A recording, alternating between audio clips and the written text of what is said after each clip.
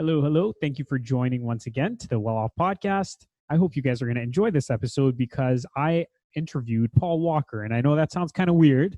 It's a different Paul Walker. That's a pretty common name. Rest in peace to the one that passed away. But yeah, Paul is a really cool guy.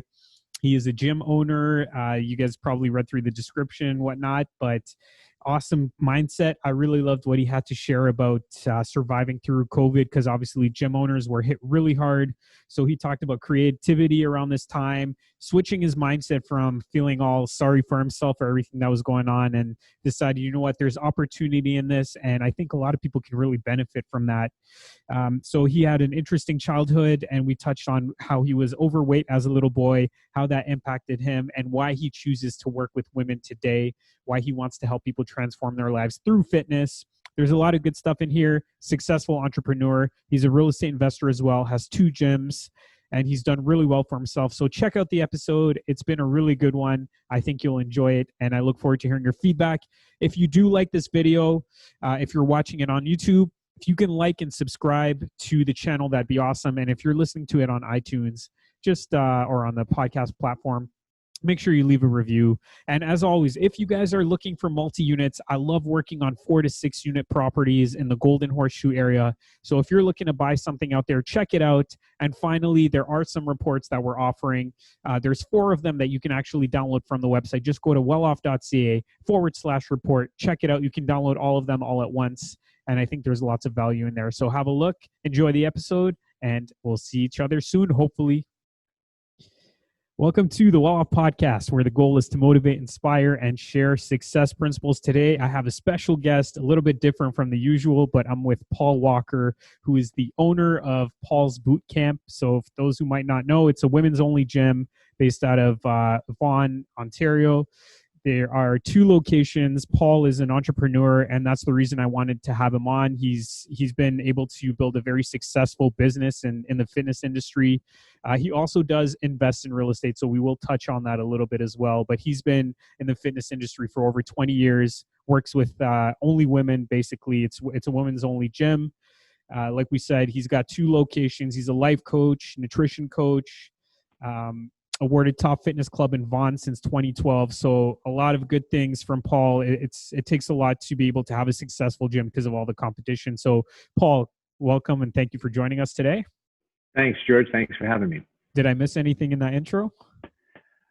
Wow, just the music. I feel like I could think of some intro music or something. I know, right? Thank you. You summed it up well. Thanks. Yeah, no worries. So I'll just kind of explain how I met you to the people that are listening. So I worked with Paul and Sandra, who's his fiance. You guys are going to get married soon, hopefully. Supposed to be this summer. Yeah, I know. I know. I'm supposed to get married too. But yeah, there's been some delays. But yeah, I met them when I was helping them find a rental property. So we will touch on that because there are a lot of nerves and stuff like that were involved in that process. But before we get into that kind of stuff, I want to ask you a little bit about your childhood. So I want to know where you grew up, a couple things you remember from your childhood. And I know that just from knowing you, that there is a part of your childhood that led to you becoming the person that you are today.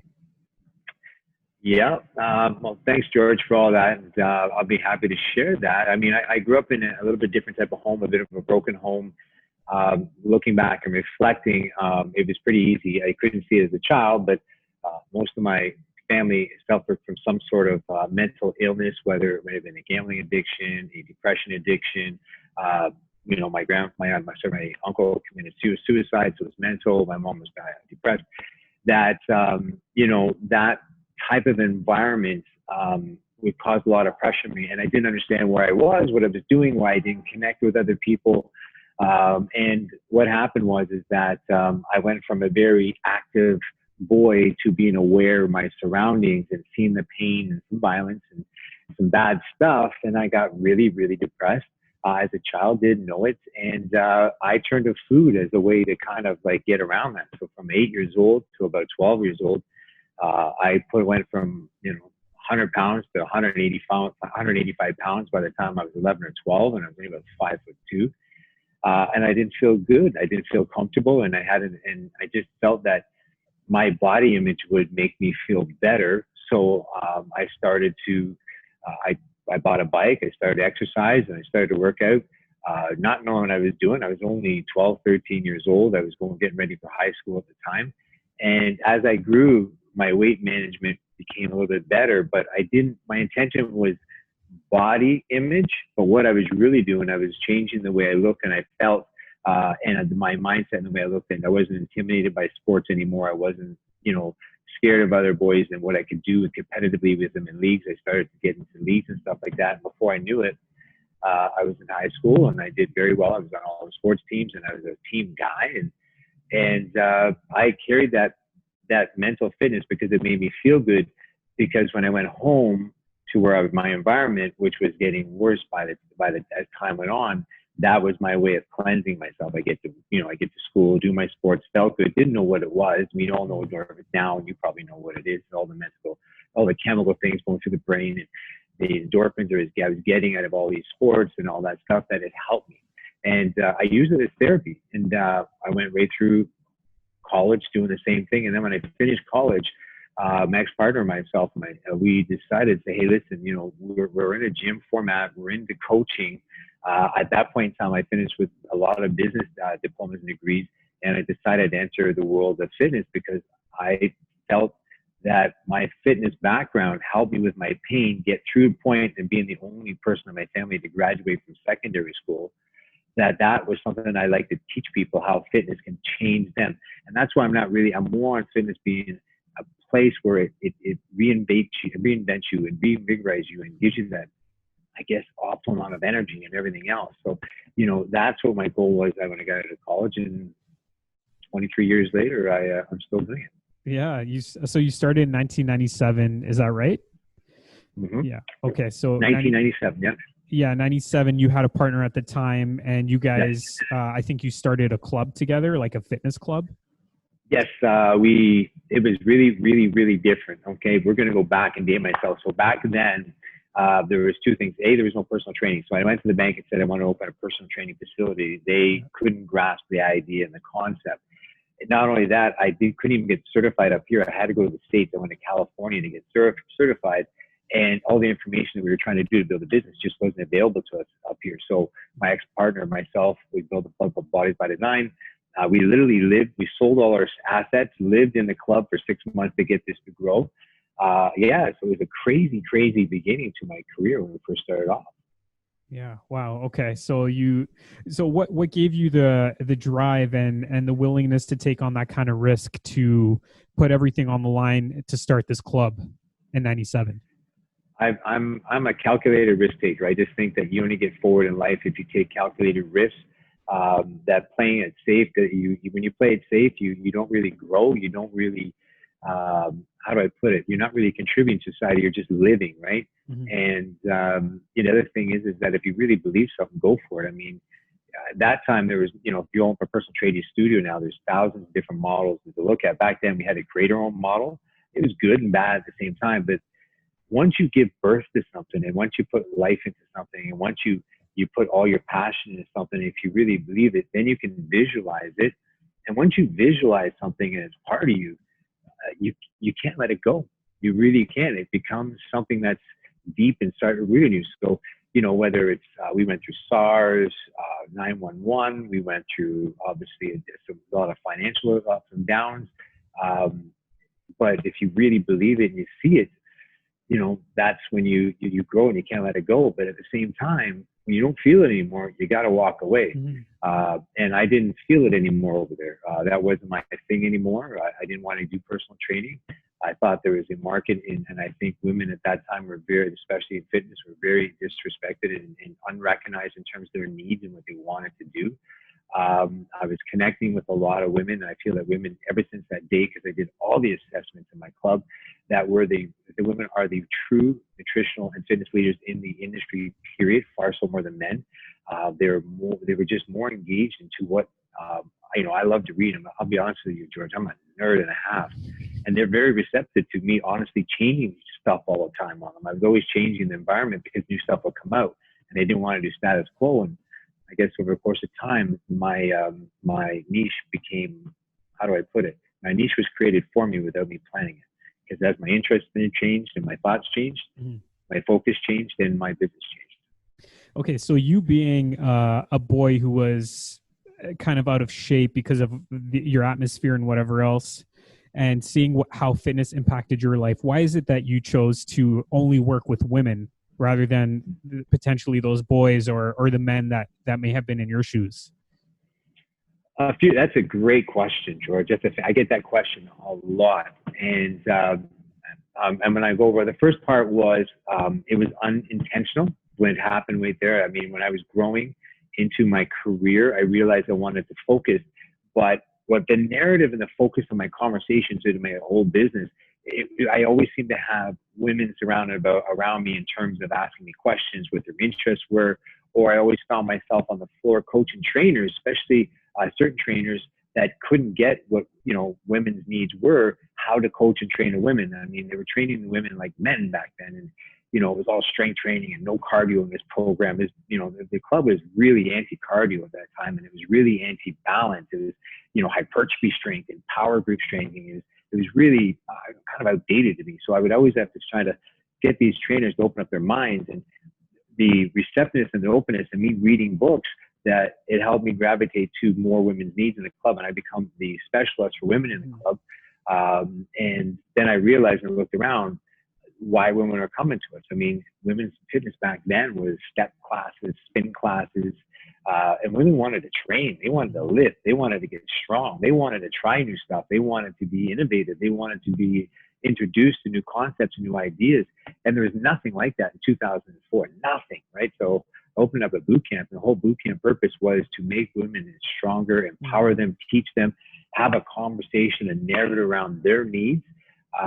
And going back to my past, the men of my life weren't really nice men. They were very angry men, and they were the ones that I think that, I don't know, they put a lot of pressure on the women in my life that I was very close to, and they made them depressed. So I naturally always felt, and I talked to them, more comfortable talking to women sometimes than a man. And it was, I can't pinpoint it now, but it was just something I do. So when I'm around a group of women, I'm very comfortable. They're comfortable with me.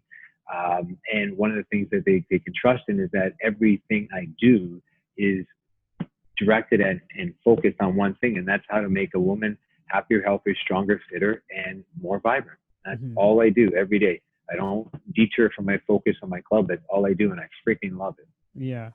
Well, you can tell that you're obviously passionate about what you just described.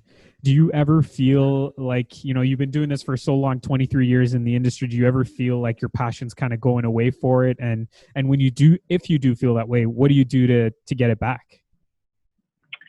That's a really good question again, George, because it does happen. I mean, you'd be lying. It's funny you say that, because I find every 7 years, I think, I don't know if it's that 7-year itch or whatever it is, but every 7 years, you really have to ask yourself questions, or it comes to you. I mean, I remember walking around one of my locations and I said, is this it? Like, is this it? Like, this is all I'm doing, right? And I was really questioning if I wanted to do that. And you got to really dig deep and say, okay, if I leave this industry, am I leaving anything unturned? If there's something I'm not doing, am I going to leaving my mark and leaving an impression and doing my best I can? And somehow I find a new way to do things and invigorate my career and make it interesting, because at the end of the day, my job is to provide strategies for women. And I realize every time I get to that point is I start losing my creativity, and I stop finding ways to help women find strategies to their goals, whatever that may be. And that's on me to be a professional. And with, I guess, this industry changing so much in 15 years and the information coming at you so much, I mean, I'm never bored, and I love doing it. And I mean, I'll be honest with you, if you went through COVID and you went through what I went through in the last 5 months, if you don't love your job, you either love your job or you're in or you're out. And if you're in because you've been working your butt off for the last 5 minutes. And if you're out, you sit home and you kind of question, what do I want to do next? And I think when clubs open up, I think you're going to see the owners that really wanted it. And I call a lot of owners that there is a lot of fitness clubs going on. God bless all you guys. I love you guys to death. You guys actually crushed it, but you guys just got up and we'd be talking. Sometimes we'd be talking on the phone every day with these guys. What are you doing? What's going on the mask? When do we open? What about the rules? Is it 60?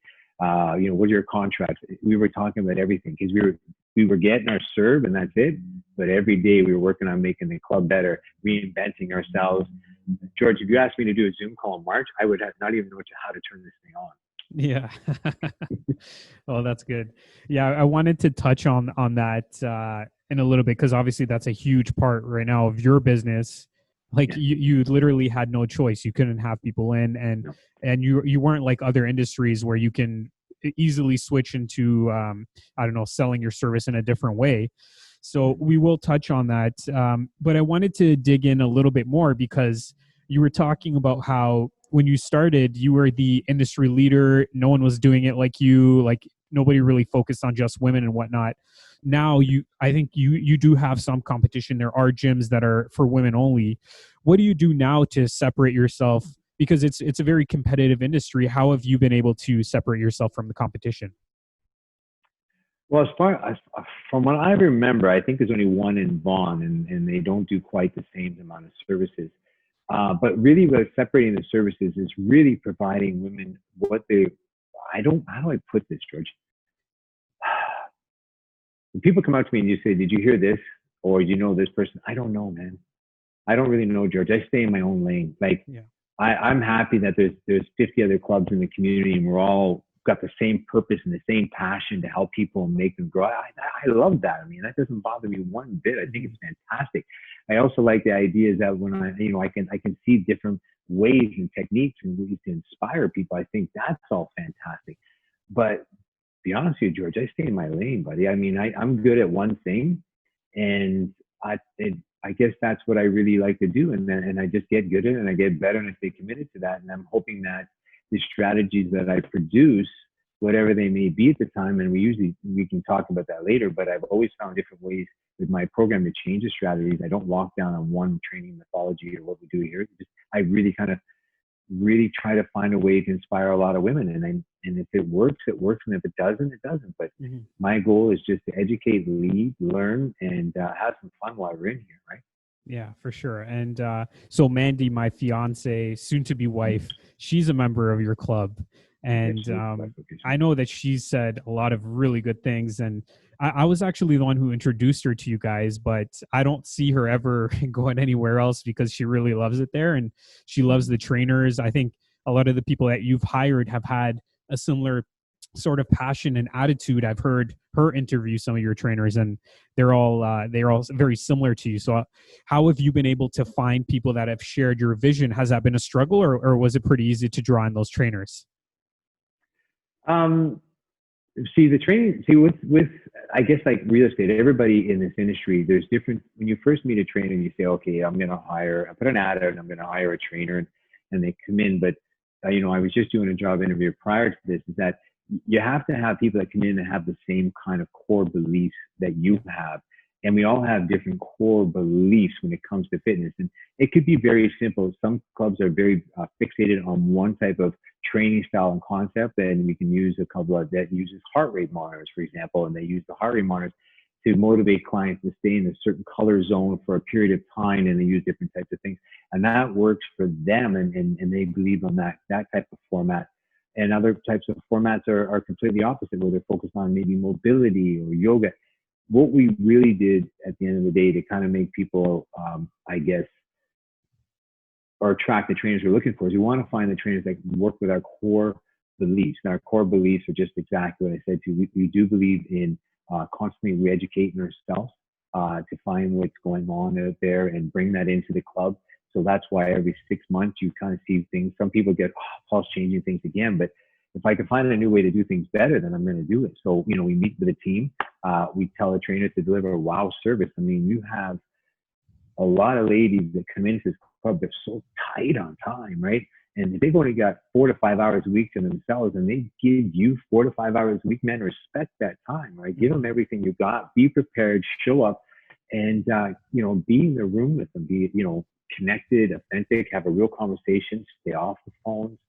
Ask them their name and know their name and get their interest. Those are things that are really important. So when you hire a trainer, you're going to know within the first 3 or 4 months if this trainer is going to work with you or not work with you, because you connect with your core values. Now, obviously, integrity is the biggest part. They got to be role models, both in front of the camera and behind the camera, or on the floor or off the floor, because they have to be able to understand our clients' needs, right? And being a role model is a big part of that. and have an integrity in everything you say and you do. So I'm not saying that people that didn't work out don't have integrity, but their core values were a little bit different. Maybe they didn't believe in group training. Maybe they didn't believe in our certain parts of the program, or maybe they didn't think that they can work in a 15-person room. So what happened is over time, nature takes its course, and it's a beautiful thing because unlike, let's say, an auto industry where you're fixing cars, in here you can allow yourself for creativity, almost like a chef. And that these shape trainers come in, I give them that creativity, and they throw that stuff down the floor, and the clients are loving what they're doing, and they're clapping, and they're having fun, and that's what clicks with me, and that's what we usually tend to attract. I guess like attracts like, right? Yeah, for sure. And I think the fact that like a lot of the trainers know the names of the people that are attending and we call them by their names, I think there's that personal connection, which is really cool. I know Mandy appreciates that. So we covered your hiring, like how you hire trainers. What about finding women to attend your club? Has that been something that has grown organically for you, or what kind of sort of lead generation have you done, if you want to use it that way? I know you guys have a big Instagram account. Is that a good source of new clients for you? Yeah, you try to be where your clients are going to be, right, George? So I've many surveys and different types of information I gathered, but I would say in here, because it's not always the same, globally or even provincially, everybody's different, but Instagram is really big in my community. I would say most of my ladies, maybe 7 out of 10 ladies, the first thing they do every day is go on social media, and the last thing they do before they go to bed is on social media, and they check in 4 or 5 times a day. And sometimes they're doing it for interruptions, sometimes they're doing it for distraction, sometimes they're doing it to learn, and sometimes they're using it for, in our case, actually to use something beneficial to their health. That's why we do things like on Instagram where we give away workouts and do free workouts and do stuff like that, because I find that's where we can be generally ourselves, authentic. We can teach, we can do things, we can have fun. We can share a little bit of personal stuff about ourselves, but social media is a big part of a way to attract the women and being in front of them where they're normally in front of, whether that's Facebook, even some tweets, and being in front of women that want to invest in their fitness, and maybe not now at some point in time, but they may be listening to what you do and how you do it, and like it can resonate with your message. And over a period of time, you kind of connect with those women, and you become, you donate to their charities, you donate time to things that they're interested in. You run different types of challenge and interested, which will also attract more people. And that's one way. And then the other thing is just word of mouth. We have a fantastic, how do I put it? You come into the club, you're going to feel the vibe, and you're going to love the vibe. Mm-hmm. That's what we're all about. And that's what we try to bring people in. Just come in and sample and try it out, right? And that's it. We don't do prints. We don't do anything like that. We're into the bit of the digital marketing, stuff like that. That was one of the hardest things about what we do is we didn't, how do I put it?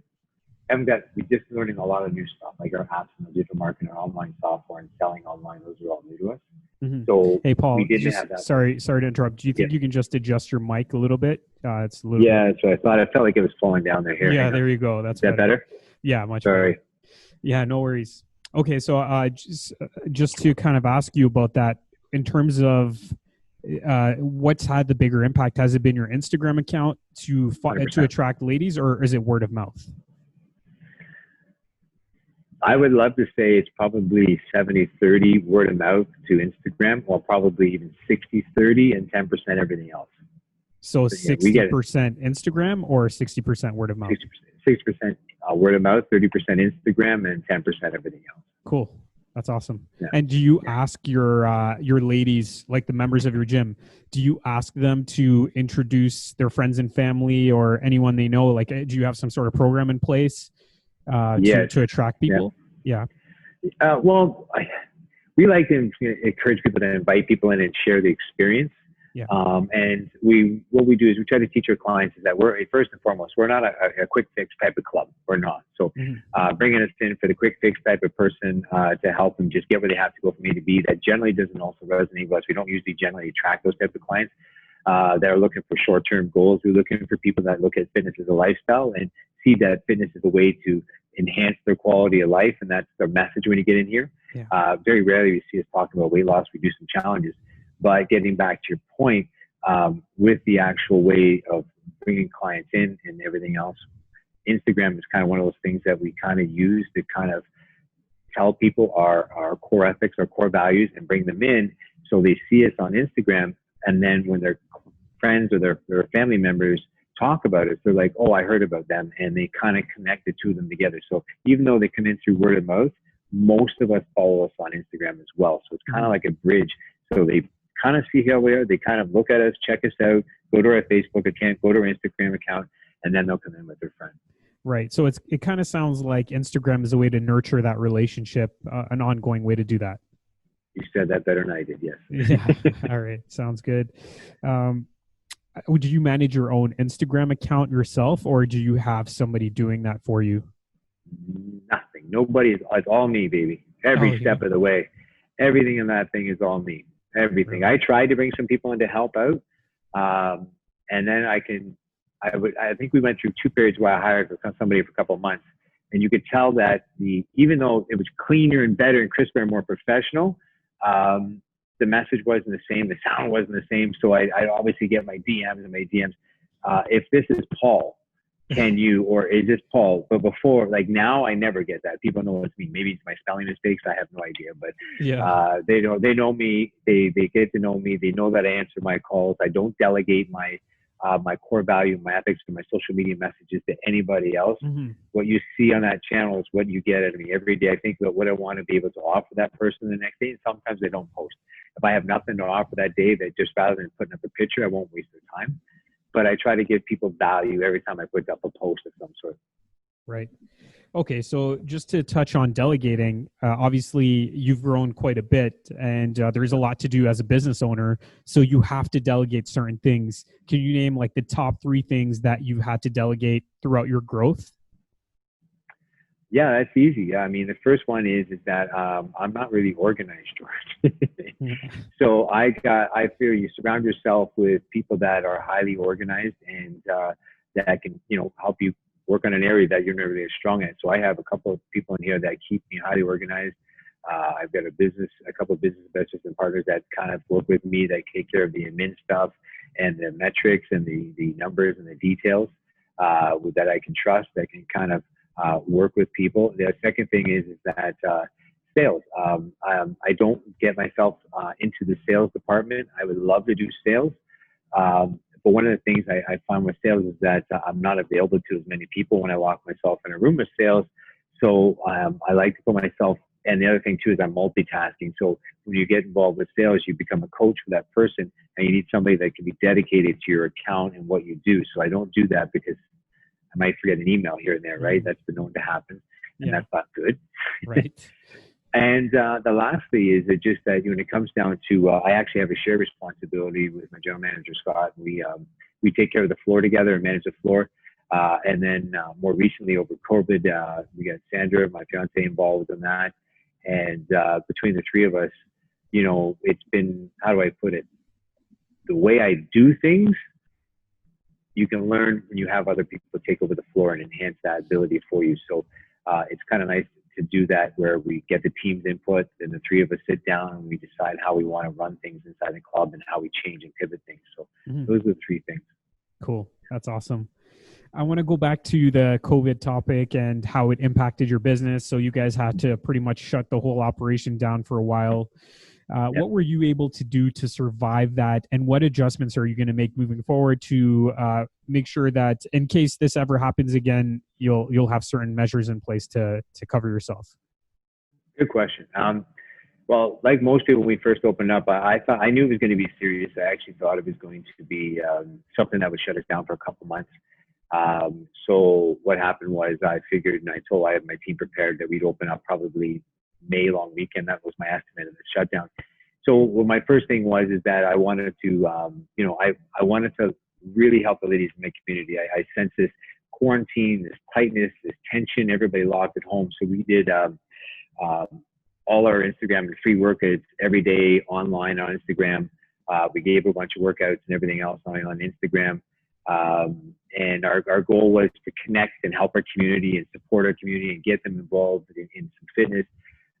And then our goal was then to obviously what happened was that we had to take that time to change our nature of business, because we realized when we passed the point of return, the way we did business would have to change. Our business model changed. Once we started learning about this is going to take longer, there's going to be capacities restrictions, gyms were opening and closing up worldwide. And then we realized that this was a real concern for ourselves. So, your business model it basically becomes dead. I mean, our business model was to create volume. We train lots of people, help lots of people, serve lots of people.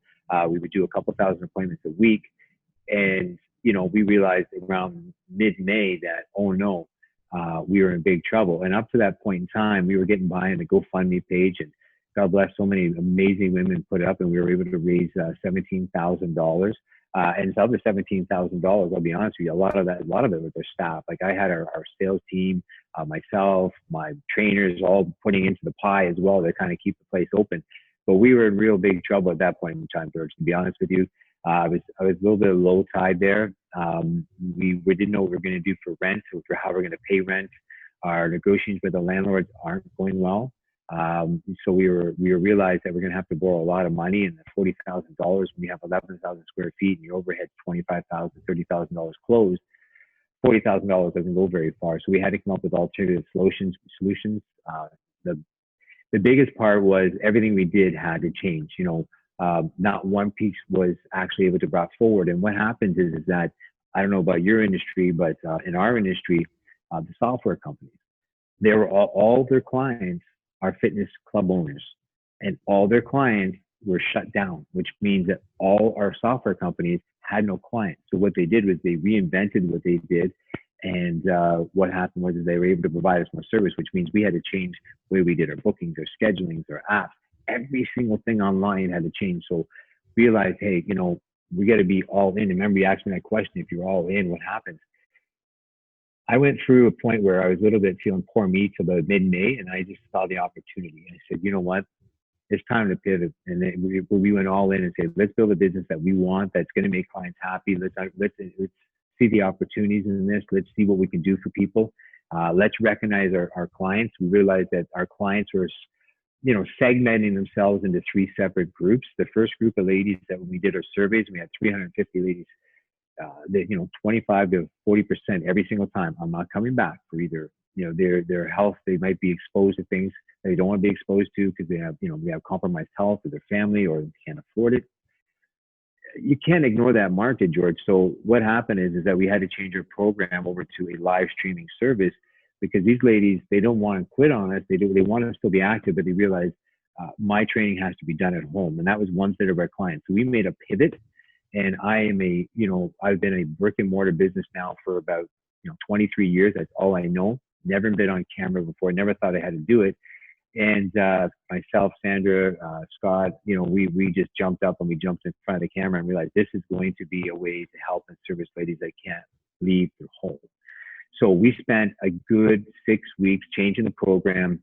And we realized also we would not open our doors. The GoFundMe was great, but it would not create a program that we would need to service these clients, number one, and number two, to keep us supported, to keep the doors open. Because every day at some point in time, I was losing about $2,000 to $5,000 a week as we kept our doors open, even with the GoFundMe page, right? So we did that pivot, and we had to learn all these things. Like, I was learning cameras and microphones and, Zoom and all these type of things, but we still had to focus on our main business, which is bringing in people, which had 2 segments. 1/3 of the ladies were like, yeah, I need to get out of the house. Let's train. Let's go. And another 1/3 of ladies, I'll come back, but we're going to need very certain restrictions. I don't want to switch stations. I don't want the AC on. I want to have a sanitization at every station. And, I'll do that. If you can provide that, guys, I'll come back. So there is that group in the market, which I think some people missed on in my industry, that they're just forcing one style down, where we're trying to give people 3 styles, where we're going to have a room that is we call it a COVID safe room now, where there's no restriction. There's heavy restrictions. The way you come in is going to be a little bit different. The way you go, it's going to be different. There's going to be no switching. Everybody's going to have their own equipment, so that the women come in this room and feel absolutely comfortable in their environment. And that was a really big thing, George, because at the end of the day, the room that we had a successful program. It was called the Bootcamp Express program. But the problem was that we're a boot camp and we're doing 1,000 appointments a week, and all of a sudden we can only go down to 450 appointments.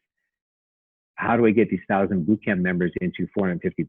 So what we had to do is we had to suspend our 30-minute program, which was the hardest decision. I mean, man, it was emotional. Our partners, we all sat down for like literally hours at a time talking about this program that I built from ground up and reinvented in 2014. And I have to suspend it so I can provide my clients with a safe room. If I don't provide the safe room, I don't see a lot of people in my community doing that, where they have that type of restructure and restrictions, that ladies could still come in and be part of the community as long as I can provide that, right? Then the other room, there's still a lot of restrictions, but you're going to switch twice. We're going to have 3 blocks of 2, and you're going to switch twice. Going to the old model in that room back there, I'd have 30 women, exciting, loud music, switching all the time, high fives, buddy system training. That's all gone. And you have to rewire your brain, George. Sometimes you have to see, and be resourceful where you're going to go with your business. And if you're not open and you're not passionate about it, when I opened my mind up and I saw opportunity, everything else flowed out of me, right?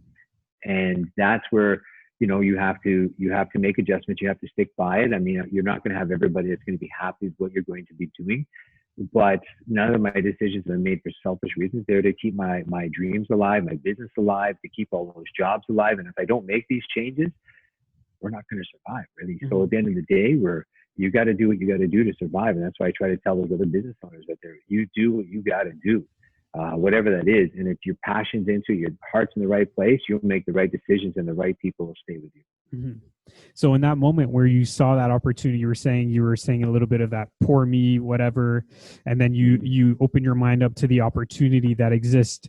Did that vision include growing your business past where you were before, or did you decide you just want to get back to where you were?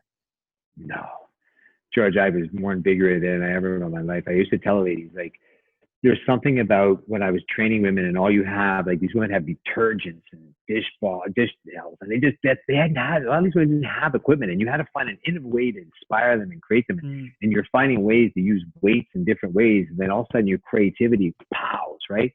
And then you're like, this is what I've been doing for 22 years. This creativity is been boxed inside of me, because sometimes you lean on what's in front of you and you don't realize, I can add more equipment, or I can hide my laziness or lack of motivation by doing this type of training. But this invigorated you. And when I realized that part had been triggered, I started to read books. I read a book, Man's Search for Meaning by Victor. And then now, that was one of those things I read during the course of that time. Yeah. The 5 agreements, I did that, Rich Dad, Poor Dad, those old things that I kind of put together. Yeah. And we decided, hey, if we're going to bring in, we had 1,000 members before, and we can only bring in 300 members. Those 300 members are going to get the best I got. And not only that, we're not going back to status quo. We're going to make it better, more metrics, more measurement, more health, more everything. We're going to make this environment better. And we're going to grow my career a little bit more, because I do think that passion has been fired up in me. And believe it or not, it's been about, remember I said 2014, right? Roughly. I told you I traded that 7-year itch. Well, the Metcom program and all that stuff was 7 years ago. And now 7 years later, honestly, it was either, borrow a lot of money and pour everything you got into this. And there's something about borrowing a lot of money to keep your business alive that really keeps you motivated. I put everything on the line, George. Yeah. And the creativity, but we even hired a consulting firm to help us get through the rough stages of this growth part. Yeah. So a part of this could have been also focusing on making cuts to reduce your expenses. Do you have any advice for business owners on maybe certain things you've been able to do to reduce your expenses? Yes. When you're forced to be resourceful. Yeah. I mean, how many out there learned how to live on $2,000 a month that they didn't think they could do that, right? Yeah, exactly. You kind of do that. So the first thing we noticed, I went through and I kind of ripped everything apart. There's something in this industry that you can get into really, really fast. And I call it, how they call it credit card debt. I call it technology debt. And the first thing without realizing, you start to realize where you're spending your money. And, previously to this is that we were doing Zoom, paying for the month. You were paying, $400 for the year. To get the videos out there was another $200 American a month. Our software was $300 American a month. Our app was $200 American a month. Our basically our email thing was another $100 a month, and it goes on and on. I ended up having like 8 apps, and I was spending $30,000 a year on technology. So what happened was that I basically centralized all my technology into 2 areas. That was able to save myself a lot of money. It took a lot of time doing a lot of research to do all that. And then the second thing was that you started to have to focus on what you really need and augment. Like, I mean, at the end of the day, this type of stuff here, sanitization and cleaning is going to raise my cost by about 3 or 4% plus the time to do that. I had to find another way to kind of break down the cost. And one of the things that we tried to do when we did this is that we were going to be going down to a smaller group training format, which means that we're going to be trying to, we're going to reduce the team. There will be less team members on the floor. We used to have 2 team members. It's a lot of times in the clubs. Now we'll be down to 1 pretty much all the time. But now we can support them, and I can support them, and I can go on the floor and train them. Also being a little bit more active in terms of how we do our marketing. I mean, marketing before, you sponsor this ad, get this ad, get that out there. A little bit more creativity in terms of how you get your marketing out there. I think I found that I didn't have the budget to do Facebook ads and all that stuff. So I found a lot of time to be creative and be more connected and be more authentic with my Instagram account, so I can get out there and promote people and get people out there and encourage people. And that love came back to us. So I cut back on my social media spending and what we did with that type of stuff. And then obviously the big part was that you just kind of find what you don't need in the club and what you kind of like spending money frivolously on. I think the big thing a lot of people don't do is that you don't become resourceful. I'll give you an example, George. Before we were going to open up, I was going to drop, I think it was like 60, 70 grand on equipment for the club. And we were going to do all the stuff. None of it would have been useful now because they didn't buy 5 of everything. I wouldn't be able to space it out. But my thought process back then is just spend money on equipment. And the real thing is that we learned through this process is if you just become a little bit more creative and you put more time into the creativity and be more authentic and real and engage with our clientele, we can produce a better product without leaning on $60,000 or $50,000 worth of equipment. Mm-hmm. For sure. There's so much, like tons of good things in what you're saying there. You touched a little bit on this a little earlier. You were talking about pouring into your clients and this and that. You've been talking about that the whole time, but I wanted to know what your thoughts are or what your perspective is on giving at this time, even though you're making all these cuts and everything. How do you feel about giving at this time? What do you mean by giving? Giving in either, like maybe giving back to the community or donating yourself to other businesses. I don't know. I'm not saying you should do that, but I'm just thinking for that person that is going through a similar struggle, do you think that giving is a good thing to do right now? Or do you feel like you should just be holding back? 100%. I mean, everybody, you in a business, you're going to see what are you looking for? What is your goal? What do you want to help people do? And how do you want to help change them? And inspire them and motivate them. And mine's fitness, really. At the end of the day, my thing is the fitness. So, this particular time, we do give out every Friday. We do free workouts for our clients where they can come on, they go on our channel and get a free Instagram, and it's up there forever and a day. And if you go on my Instagram profile, we have probably a good 40 or 50 workouts that you can do that the trainers have been doing over the course of time. Generally, every time we do a mail out a couple of times a month, I like to give out 4 or 5 workouts that we've done behind the scenes, we've worked on and we've pre-recorded and give those out to people in terms of being able to do that. And then the other thing too is, I mean, we do different things at different levels when it comes to offering advice and coaching. And I'm still feeling probably 20 or 30 phone calls, emails a day in regards to just general questions, advice and tips and that type of thing in terms of providing health benefits. I guess that's pretty much where I'm at. It's just providing the knowledge and the free workouts and stuff. I don't know what the clients how we can help them out past that right now, because really my goal is I just want to re-energize and keep people healthy at the end of the day. That's all I really want to do, and anything I can do to do that. I mean, on the side, we're all making our separate donations to do things and doing our stuff in the community that obviously that requires money with different types of donations that people are still asking for and help for. We're doing that. Shouts out for businesses and different types of people and supporting local businesses in the area that if they need a little bit of help, we're into doing that as well. Yeah, that's awesome. You're doing a lot of good things. And before we jump to Before we jump into the next section, I was just curious to know if you've reached out to any of your clients directly yourself, just to check in and say hi and see how people are feeling. Just out of curiosity, have you done anything like that? I have done that, not individually. So what happens is I usually come up once a week with I guess a criteria or something that might have interest them.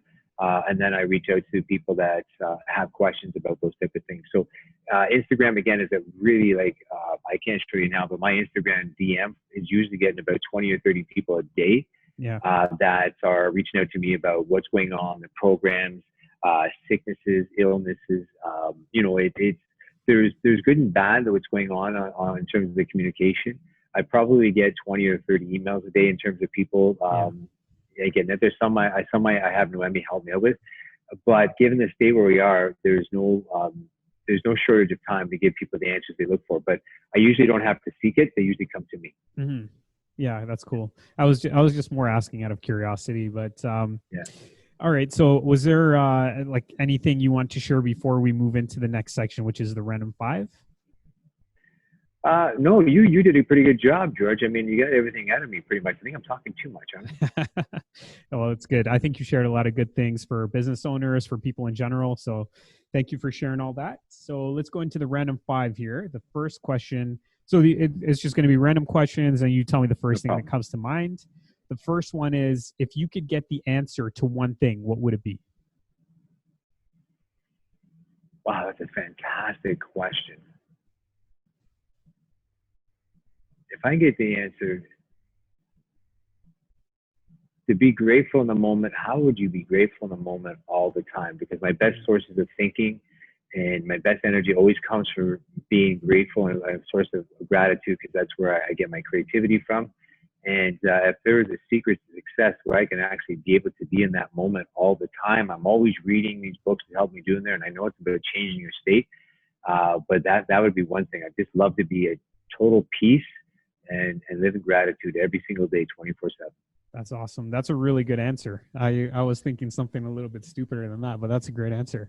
Yeah. I think you need someone like Oprah or someone to answer that one for you. Yeah, well, I follow Oprah. I follow Robin Williams. I Tony Robbins, Robin Sharma. It's been, I follow a lot of these people. They keep me. That's been my secret. I use them to keep my energy high. Yeah, for sure. Okay, number 2. What is something that most people learn only after it's too late?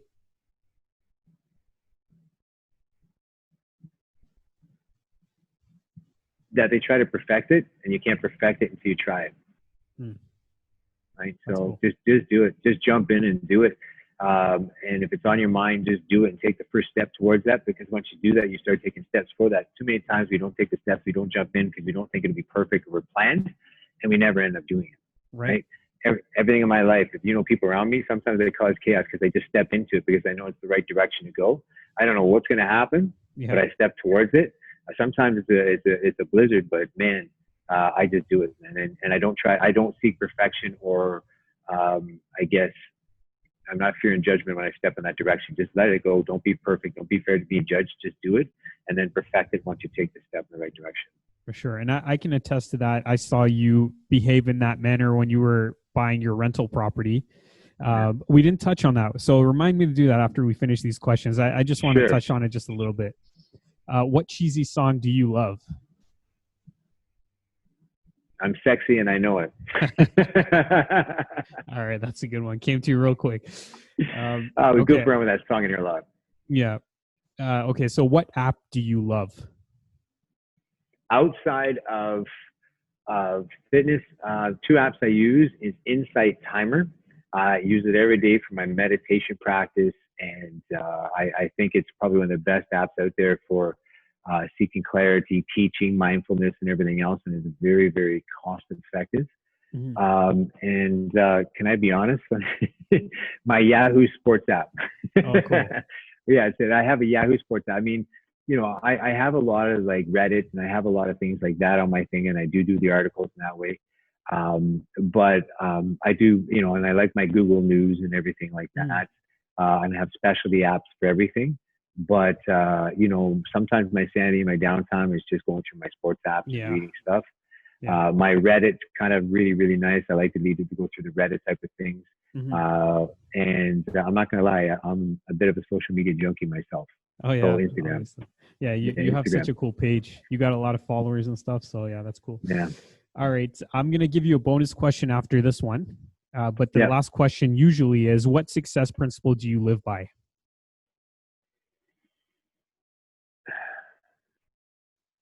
If you believe you can do it, then do it.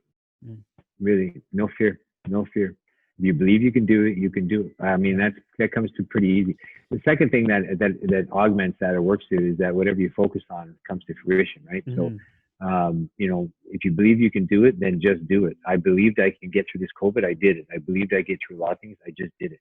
Yeah. I don't know. I don't know about the how. I don't know how the how is going to happen, but the why is there, right? Hmm. And then when I realized is that once you put that part, the second part is that whatever you focus on, which means whatever you think about, becomes to fruition. So I'm pretty good about trying to make sure that I focus on the right things and be very aware of when my mind's going the wrong way and I have the 50,000 thoughts, and I try to make the 60% of them good thoughts and focus on the stuff that I want to focus on.